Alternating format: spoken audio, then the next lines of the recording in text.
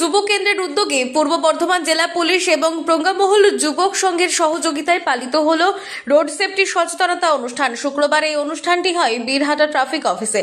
ছিলেন 25 জন যুবক যুবতীরা। আগামী 7 দিন ধরে এই 25 জন রাস্তায় নেমে ট্রাফিক সচেতনতার কাজ করবে।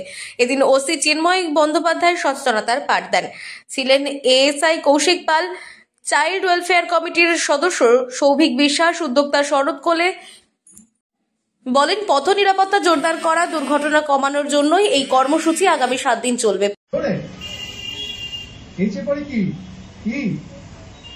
বলো তাদের বলো ই তো ই তাহলে কি হচ্ছে, এখানে কি আছে আমাদের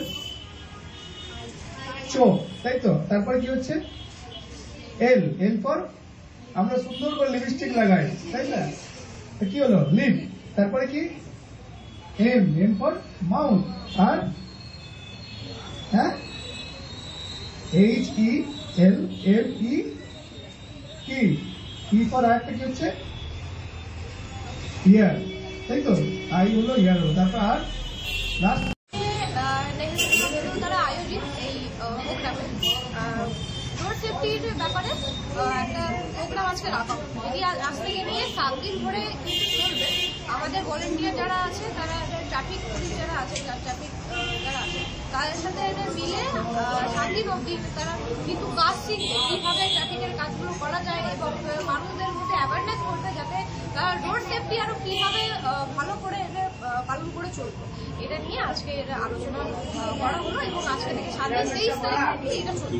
কোথায় কোথায় হবে এই প্রোগ্রাম? এটা হবে কার্জন গেটে হবে, বর্ধমান স্টেশনে হবে, বীরহাটায় হবে, আর কি কি বার্তা দেওয়া হবে? বার্তা দেওয়া হবে হেলমেট আমাদের পরা খুব দরকার, এবং যদি আমরা কার ড্রাইভ করছি সেই সময় আমাদের কিন্তু বেল্ট লাগানো খুবই দরকার।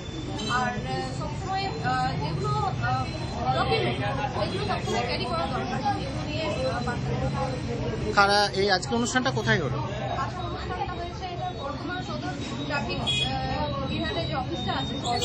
পূর্ব বর্ধমান থেকে রাজীব মণ্ডলের রিপোর্ট, আনন্দ বার্তা।